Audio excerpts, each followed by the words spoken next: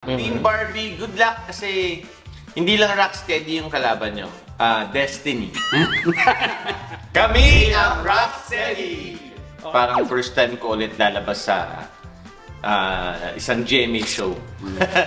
Although galing din naman ako sa GMA before. Pero for the longest time na nasa ABS ako. So parang ito, excited ulit ako na bumalik ng GMA.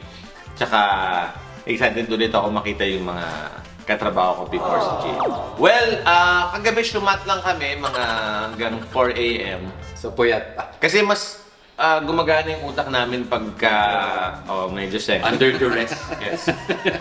But ano lang kami, kumbaga steady lang kami. Yung Rocksteady, steady lang kami. Pinaghandaan daw tayo nung isang nung kalaban natin. Oh no! Yes. I think survey tutorial pa sila ng mga pwede nilang sabihin.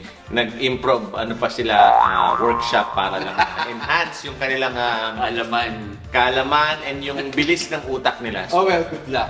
Yes. Sa kalaban natin. Wala kaming planong manalo naman. Ang gusto lang naman namin, makita si Ding Dong. May game plan pala kami. Pass lang kami, pass. Yes, yun lang yung game plan. Paala kayo sumagot, i-steal lang kami. Para hindi kami mahirapan. Ganun lang.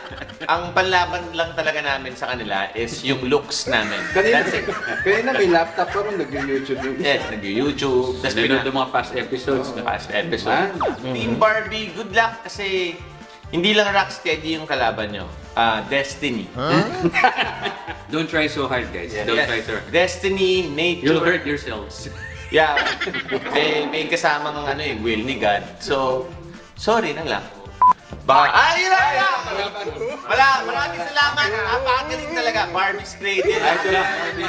Yes, lahat ng mga members sila, talaga, idol talaga namin. Wala kami masabi. Sobra. Kung may matatrash talk man kami, ang masasabi lang namin, God bless you.